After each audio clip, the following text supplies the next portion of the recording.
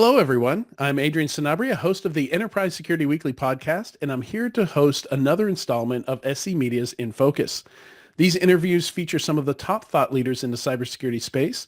This is an opportunity for these experts to share hindsight on recent events and foresight on where you should be focused as a cybersecurity professional in the near future.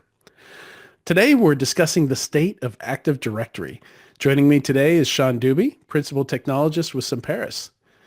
Sean, I'm excited to be chatting with you today, especially about Active Directory, everyone's favorite piece of technology. Hi, Adrian, and thanks for having me on. My pleasure. So Active Directory, I remember I was actually had the privilege of having a good friend who worked for Compaq and was loaned out to Microsoft for the development of Windows 2000. So I got to, and he specifically was interested in VPN, but I got to use Windows 2000's new VPN capabilities and Active Directory back in 1998, 1999, as they were still developing it and it was going through release candidates and all that. So it was exciting for me back then, but I am kind of shocked that it's still around today. AD was revolutionary when it came out. I was with Intel at the time, and I had just written a book on Windows 2000 Server and specifically on Active Directory back in 99. And I was fortunate enough to be on Intel's uh, engagement with Microsoft in their joint development program before it was released. So I got to be hands-on and I got to go up to their enterprise customer centers and, do testing and all that sort of thing. It was really quite special at the time. Yeah, it was an interesting time. It was a new era, I think, with Windows 2000. Given that they even had a data center edition, they were really looking at scaling things up in a big way. Only 5 years from them kind of taking over the operating system market with Windows 95. So it was interesting to see them really kind of take over the enterprise and replace a lot of what was then legacy stuff. But but yeah, the longevity of this thing, how we don't really see a competitor for this. Like, maybe there's Jump Cloud, for certain companies, maybe you could go with Okta, but generally once you've laid out Active Directory, we never see it come out again out of an organization. Do you see that kind of prolonging indefinitely? Well, I mean, the longevity of 80 doesn't surprise me because the basic functionality of what it does, and when you log on in the morning and the ability to do with one account and one logon for most organizations and then be able to access all that you want to access for the rest of the day, we take it for granted now, but it was revolutionary 25 years ago. Mhm. Enterprise single sign-on. It's not a phrase that we think about a lot, but it was a thing back then. So, if you think about it in terms of technical debt or in what organizations have invested, they've invested literally, I mean, across the globe, billions of dollars in applications to populate their on-premises data centers. And probably for 15 years, maybe 20, being AD integrated has been a requirement. So everything that's out there is AD integrated. And by and large, it just continues to work through all those situations. So if you're wondering about longevity and how long it's going to be out there and all that, I mean, we've been through this business with the cloud before. And we've been through oh, everything should go to the cloud. Oh, nothing should go to the Mhm. cloud. And now we're in this sort of this middle ground. But if you think about as long as an organization has an important application that requires AD, and these are all sunk costs, they're paid for, they're keeping the business running. As long as you have applications that require AD, no matter how much you move to the cloud, AD will still be out there. It'll be out there for a long time, and at least in pockets for a long, long time. Right. And in addition to single sign-on, you also have the device management aspects of it. So you've got the net logon scripts, you've got group policy that Policy. manage and control what's enabled and disabled and how systems are secured and configured. I think that's part of it. And it's a directory, for all your employees. It builds out your org chart, right? Yes, Whether you use it or not, there's so many features in Active Directory, not everybody even uses. that's true. And it really, for most organization, it is the source of identity, or it is the central place for identity. It may Yeah, be the system of populated. record, right? Yeah, I mean, it may be it depending. I mean, it will be populated from HR systems and all that sort of thing. But where everything on premises goes, they don't go to HR systems for their identity. They Right. go to Active Directory. And in a piece that you wrote, you argue AD is even more important today than it was in the past, even. How is that? How do you figure that? Well, really, there are two reasons. The first is that 10 or 11 years ago, when I was a technology journalist like you, I was writing for Windows IT Pro magazine about the rise of cloud identity. And looking back, it's hard to believe at the time that any sane organization would be taking their precious identity system and putting it up in the cloud. Hmm. And yet here we are. I mean, we have behemoths like Microsoft and Google, and what were then startups like Okta and Ping Identity. And today they have the largest cloud service providers, cloud identity providers in the world today, which is great. But the question back then was, okay, how do you get single sign-on to the applications integrated into them in the way that we have single sign-on on-prem already well established? And so, of course, we all know the solution was a hybrid identity architecture where you Hmm. project on-premises identity from the most common identity system out there, Active Directory, into your cloud service provider. And that's what gives you single sign-on into all those applications. And most medium to large organizations, that's what they use nowadays. But it's not just that, it's about security. Specifically, we all know the perimeter has dissolved, et cetera, et cetera, et cetera.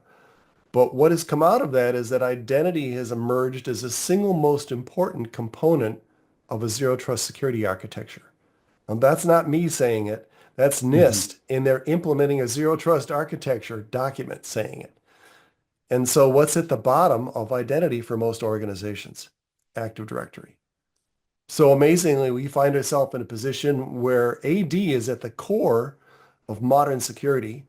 Quarter century old application, Yeah. distributed application is at the core of modern security and providing a single sign-on to a larger hybrid organization than we could ever have imagined back, in 2000. Yeah, and I remember hearing the same from Google when they came out, when they did their initial talks on Beyond Core, which is their equivalent Mhm. of Zero Trust, Right? is that their first couple years on that journey after the Aurora attack in 2009, I think, Right. was just identity and directory, figuring out who needs to have access to what, and just figuring out that whole puzzle before they could even move into doing the technical bits that would enforce zero trust on those employees. Yeah, I was just at the Gartner Identity and Access Management Summit last fall, and the guy that is the zero trust guy for them, with his hands waving in the air, said, don't even start zero trust until you get identity right.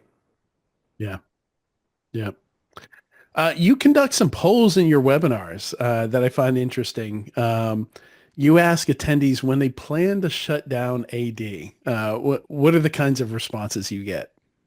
It's fun to throw those polls in there, and the answer is enlightening. About 73, 75% of the respondents. Well, the question I ask is, when do you think you're going to get off of Active Directory? 1 year, 1 to 2 years, 3 to 5 years, whatever, and then never. And about three-quarters of them say never.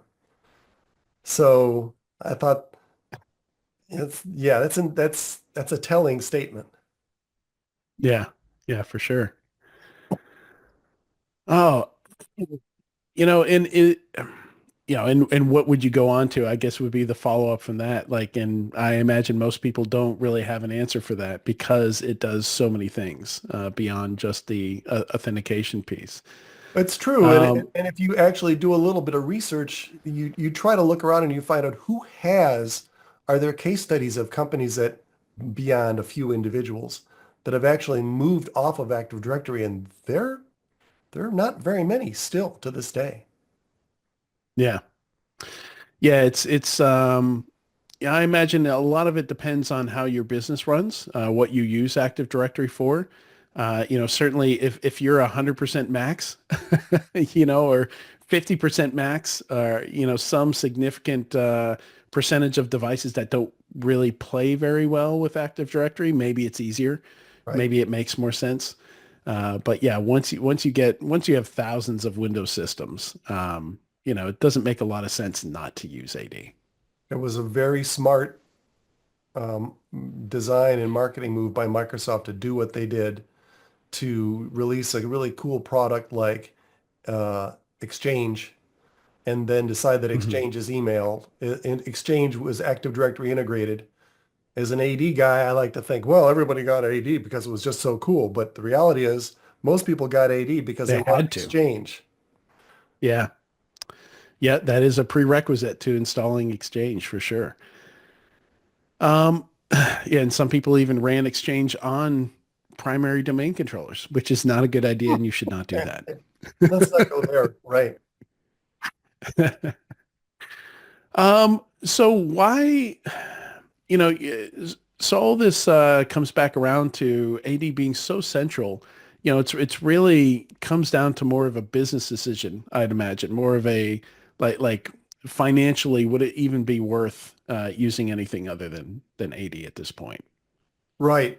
Well, and it's a sticky, as we all realize, it's a really very thorny question because the cost of getting off, I mean, the most obvious reason where we stand today to get off of Active Directory is the security risk that it poses, the business risk that it poses, because we know all the bad guys are going after it because they're smart people too, and they realize what we realize, how important it is and how many vulnerabilities practically every organization has accumulated through years of, you could argue it's because of Active Directory's old security architecture, but I would Mhm. say it's even more the fact that most Active Directory environments have been in production for literally decades. And I describe it as a history of hurried choices where Yeah. you're making a change because somebody wants an application, and you don't have time to do it least privilege, so you figure it out, and then put all of those you put all of those changes in there, and now you accumulate them by decades and decades. So there's risks that way, but there's also the risk that recovering Active Directory, if you've been attacked, is Hmm. far, far more complex and time consuming than most organizations realize what it is until they find themselves in that situation. So Right. it's a challenge. Yeah, it's a very complex set of tooling. I mean, it has its own resiliency built in replication, but replication can also bite you too, because it'll replicate things you don't want to replicate. So Yeah. it can be used by attackers in that way as well. So we used to have this thing called Azure AD, and Microsoft has rebranded it as Entra ID. And is this an attempt to get away from Active Directory, or what do you think the future of Active Directory is here? Because for most businesses, I think it is hybrid at this point. I think most places are using, and correct me if I'm wrong, a combination of on-prem AD and Entra ID in Azure Cloud. There are plenty of cloud only, Entra ID. I'm still choking over that versus Azure Active Directory, as I think we all are. But there are lots of organizations that are pure cloud only now. But any organization that's been around for more than a few years and has, as we said, this investment in on-prem, it's going to be a while before they move entirely into Entra. Entra has a ton of great security features that on-prem AD doesn't have. Microsoft would dearly love to see you get off of on-prem AD, reduce your vulnerabilities, and pay a recurring subscription to them, as Yeah, opposed to the cost that you've already incurred, the capital expenses you've already incurred for that. I've been writing about Azure AD, Entra ID since before anyone knew what it was about why IT pros should care about it. And it has really grown into an amazing, vast architecture service. But it's not for everybody. And all of yeah. it is not for everybody. And you talk to a business leader and they say, why should I throw the baby out with the bathwater to do this? Not to mention the fact that it still does have its own security breaches as well. Very true. And with that, that was a great retrospective on AD as well as getting up to the modern challenges of running it. We've been talking to Sean from Semperis. Thank you, Sean. Thanks a lot, Adrian. Appreciate it.